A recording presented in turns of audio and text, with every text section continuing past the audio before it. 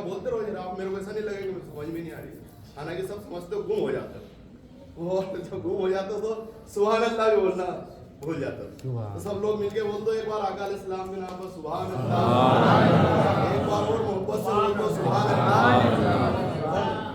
پہلا جو قدم رکھا اس نے کہاں پر رکھا؟ یثرب. حضرت جبریل علیہ السلام نے فرمایا کہ یہ یثرب ہے، آپ کو ہجرت کر کے یہیں پر آنا. لوگ تو اب وہاں رہنے نہیں دے رہے، پریشان کر رہے. تو اس سے یہ پتا چلا کہ واقعہ ہجرت کے پہلے. سمجھا؟ آپ نے سر جھکایا، ختم نبوت پیشانی کو یثرب کی زمین پہ رکھا. یثرب کا مطلب کیا؟ یثرب کا مطلب ہے بیماریوں کا شہر، بیماریوں کا گھر. وہاں کی آب و ہوا ایسی تھی، کاشتکاری ہوتی تھی، لیکن وہاں کے لوگ پنپ نہیں پاتے. حضور پاک صلی اللہ تعالیٰ علیہ وسلم نے ختم نبوت پیشانی کو زمین پر رکھا، 2 رکعت نماز نوافل ادا فرمائی، سر اٹھایا، سلام پھیرا، سر اٹھایا اور کہا جبریل اس کا کیا نام بتایا تھا؟ جبریل علیہ السلام نے کہا کہ اب اس کا نام ہے مدینہ المنورہ. جب تک آپ کی پیشانی اس پہ نہیں لگی تھی، جب تک یہ یثرب تھا، اب پیشانی لگ گئی، اب اس کا نام ہے مدینہ المنورہ. شاعر نے پھر کیا خوب کہا ہے کہ ایک بار اور بھی یثرب سے فلسطین میں آ، ایک بار اور یثرب سے فلسطین میں آ، راستہ دیکھتی ہے مسجد اقصی کے. آقا علیہ السلام پھر اس کے بعد اس نے دوسرا قدم رکھا براق کا. تو آپ جانتے ہیں مشرق میں مدینہ المنورہ. پھر دوسرا قدم رکھا کوہ طور. کوہ طور پہ کہا کہ یہاں پر بھی آپ 2 رکعت نماز ادا کر دیجئے. یہاں موسیٰ علیہ السلام کو اللہ تبارک و تعالیٰ نے تورات عطا فرمایا. پھر آپ نے 2 رکعت نماز ادا کی. پھر اس کے بعد اس نے جو تیسرا قدم رکھا وہ حضرت عیسیٰ علیہ السلام کے پیدائش کے مقام پر بیت اللحم. تیسرا قدم بیت اللحم میں رکھا، وہاں پر بھی 2 رکعت نماز ادا فرمائی. اس کے بعد آقا علیہ السلام کی سواری مسجد الاقصی پہنچی. دیکھا جتنے بھی نبی کریم علیہ السلام آئے ہوئے تھے وہاں پر سب کی سواری وہاں پر بندھی ہوئی تھی. حضور پاک صلی اللہ تعالیٰ علیہ وسلم نے وہاں پر اپنی سواری باندھ دی اپنے ہاتھوں سے، اپنے مبارک ہاتھوں سے،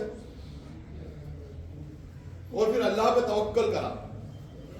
2 بات اس سے سمجھ میں آتی ہے کہ ایک سواری کو باندھ دیا گیا، پھر اللہ پہ توکل کیا گیا.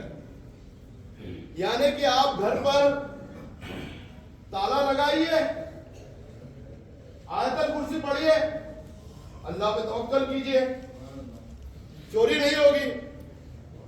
اب آپ گھر کھلا چھوڑ دیں گے، آیت الکرسی پڑھ دیں گے، وہ پھر چوری ہو جائے گی. آیت الکرسی کی بھی شرط ہے، پھر اللہ پہ توکل کرو، پھر آیت الکرسی پڑھو. اندر گئے پورا مجمع تھا، بہت سارے 1,24,000 کے قریب لوگ، انبیاء اکرام. حضرت جبریل علیہ السلام ساتھ تھے. تو فرمایا کون ہے؟ تو بولا یہ موسیٰ علیہ السلام ہے، یہ عیسیٰ علیہ السلام ہے، اور یہ ابراہیم علیہ السلام ہے. تو آقا علیہ السلام نے ان کی نشاندہی بھی کی. جب بعد میں بتایا کہ موسیٰ علیہ السلام تھوڑے اونچے قد کے تھے، اچھے تھے، طاقتور تھے. حضرت عیسیٰ علیہ السلام سانولے گندمی رنگت کے تھے، تھوڑا قد چھوٹا تھا، بال لمبے تھے، اور ہر وقت اس میں سے پانی کے قطرے ٹپک رہے. ایسا لگتا تھا کہ ابھی غسل کر کے آیا. ابراہیم علیہ السلام کے بارے میں بتایا کہ ابراہیم علیہ السلام تو یہ سمجھ لیجیے بس کہ تمہارے صاحب کی طرح. یعنی حضور پاک صلی اللہ علیہ وسلم کہہ رہا ہے کہ ابراہیم علیہ السلام بس تمہارے صاحب کی طرح. سب لوگوں کی صفیں ہو گئی. حضور پاک صلی اللہ تعالیٰ علیہ وسلم کو آگے بڑھایا گیا. اب بڑے بڑے جدید نبی حضرت ابراہیم علیہ السلام، اسماعیل علیہ السلام، ان کی نسل میں تو حضور پاک صلی اللہ تعالیٰ علیہ وسلم آ رہا ہے. اب ان کو آگے کیوں بڑھایا گیا؟ امامت کے لیے. امامت کے لیے ان کو اس لیے آگے بڑھایا کہ آپ سمجھیے اللہ تبارک و تعالیٰ نے ایک عہد لیا تمام نبیوں سے. وَأَخِذُ مِيثَاقًا کہ میں تمہارے کو دنیا میں بھیجوں گا, نبوت بھی دوں گا, کتاب بھی دوں گا, لیکن آخری میں آئے گا میرا ایک رسول, تم سب کو اس کی اطاعت کرنا پڑے گی, اور اگر تم اس کا زمانہ پاؤ تو اس کی مدد بھی کرنا پڑے گی. تم مجھ سے وعدہ کرتے ہو؟ سب نے کہا ہم وعدہ کرتے. اللہ تبارک و تعالیٰ نے کہا تمہارے وعدے پر میں گواہ بنتا ہوں. جب قرآن کے اندر کوئی بات آ گئی تو ایسی کوئی بات نہیں ہو سکتی جس پہ عمل نہیں ہوا یا عمل نہیں کیا جائے. اب موسیٰ علیہ السلام بھی جھکتے ہیں کہ نہیں جھکتے؟ ابراہیم علیہ السلام نے وعدہ کیا تو وہ جھکتے ہیں کہ نہیں جھکتے ہیں؟ عالم ارواح میں کیا, جب امامت کے لیے کھڑا ہو گئے اب کوئی نماز پڑھا رہا تو یہ پتہ چل جاتا ہے کہ بھائی اس علاقے کا یہ سردار ہے. پہلے کرائے کے لوگ نہیں رہتے تھے. حضرت حضور پاک صلی اللہ تعالی علیہ وسلم نے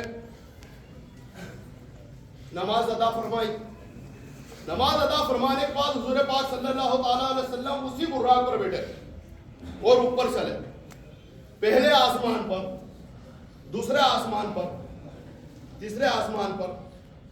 پہلے آسمان پر حضرت آدم علیہ السلام سے ملاقات ہوئی. وہ دیکھے بزرگ, وہ دائیں طرف دیکھتے تو مسکراتے, بائیں طرف دیکھتے تھے تو روتے تھے. حضور پاک نے بولا یہ تمہارے والد آدم علیہ السلام, جہاں بات چیت کریں یہ کرا. بولے یہ روتے کیوں ہیں؟ کیوں بولے یہ اپنے اچھے لوگ, نیک لوگ جو جنت میں جانے والے ہیں ان کے دائیں طرف ان کو دکھ جاتا ہے اس لیے یہ مسکراتے ہیں. وہ جو جہنم میں جانے والے ہیں بائیں طرف دیکھتے ہیں تو دکھ ان کو غم ہوتا ہے اس لیے یہ روتے ہیں. سلام کر رہا ہوں. انہوں نے کہا کہ کتنا اچھا بیٹا ہے. پھر دوسرے آسمان پر حضرت یحییٰ علیہ السلام سے ملاقات, تیسرے آسمان پر یوسف علیہ السلام سے ملاقات, چوتھے آسمان پر عیسیٰ اور ادریس علیہ السلام سے ملاقات, چھٹے پہ موسیٰ اور ابراہیم علیہ السلام سے ملاقات. ابراہیم علیہ السلام ایک بیت معمور پر کیک لگا کر بیٹھے ہوئے. بولا یہ بیت معمور کیا ہے؟ یہ بیت معمور جو کعبہ ہے اسی کا سمجھ لیجیے آپ ایک جوراس سے جو اوپر آسمان پر بنا ہوا,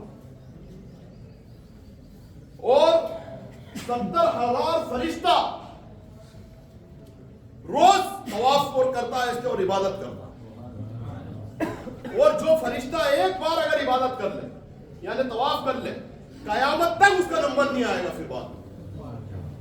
اب آپ دیکھیے فرشتوں کی تعداد کتنی کہ جس نے ایک بار طواف کر, 70,000 فرشتہ بیت معمور کا طواف کر, 70,000 فرشتہ آقا علیہ السلام کے روزے پر روز آتا ہے, وہ درود و سلام پیش کرتا ہے اور اس کا طواف کرتا ہے.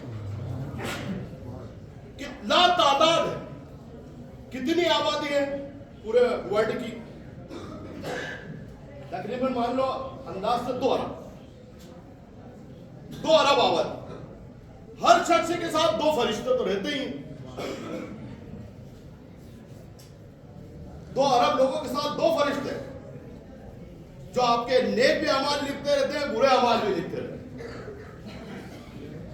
ایک بات اور بتاؤں گا, جب انسان کا انتقال ہو جاتا ہے تو یہ 2 فرشتے کیا کرتے ہیں, لیکن آج تو یہ آگے گئے.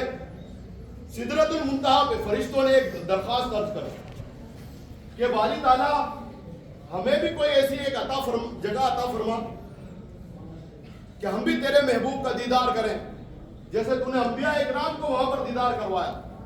اللہ تبارک و تعالیٰ نے کہا کہ تمہاری درخواست قبول ہے. سارے فرشتے, تمام نور فرشتے سدرۃ المنتہا میں اکٹھا ہو جاؤ, میرا محبوب یہاں سے گزرے گا, دیدار کر لے.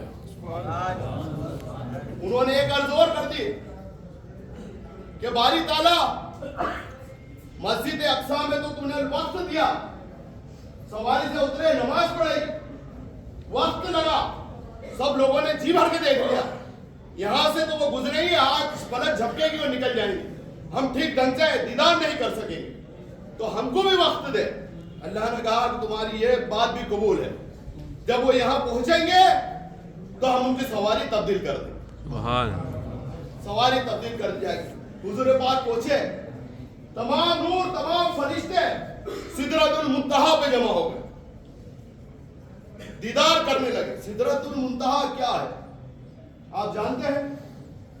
سدرۃ المنتہا ایک بہت بڑا بیری کا پیڑ ہے, بیر کا پیڑ ہے, اور وہ اتنا بڑا پیڑ ہے کہ آپ اس کا اندازہ کریں کہ وہ 7ویں آسمان پر ہے اور اس کی جو جڑ ہے وہ 6ٹھے آسمان.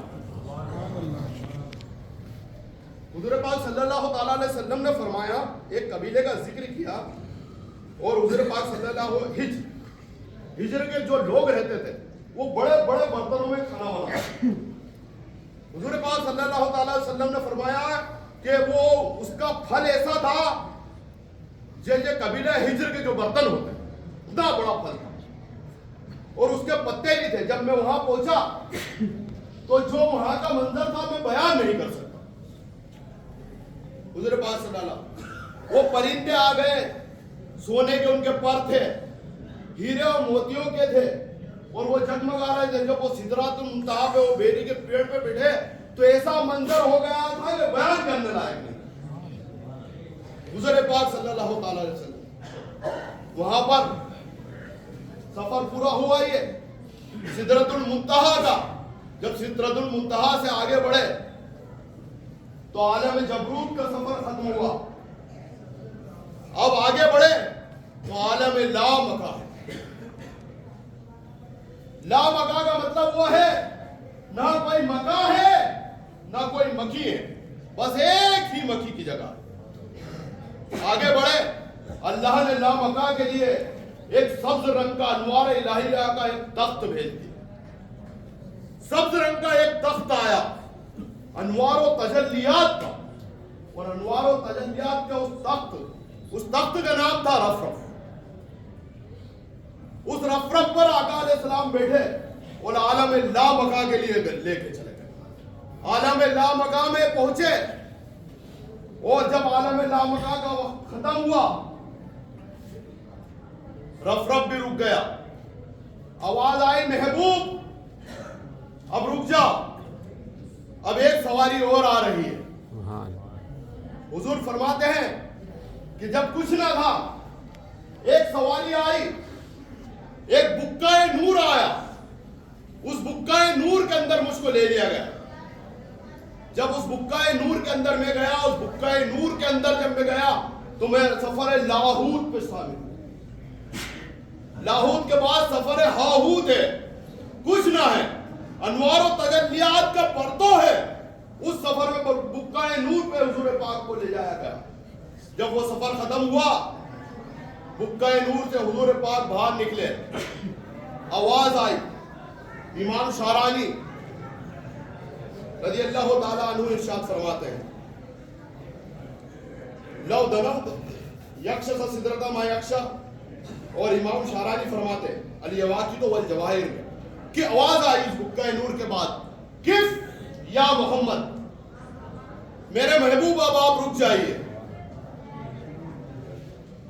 بکائے نور سے باہر آ جائیے, میرے بھی کف یا محمد صلی اللہ تعالیٰ علیہ وسلم, میرے محبوب آپ رک جائیے. کیوں؟ وادی مکہ سے مسجد الحرام تک تو چل کر میری طرف آیا, اب رک جا, میں چل کر تیری طرف آیا. امام شارانی فرماتے علی یواقیت والجواہر کہ اب میں تیری طرف آتا ہوں. اگر اس پر کی پھر فرمایا ثم دنا, پھر وہ قریب ہوا.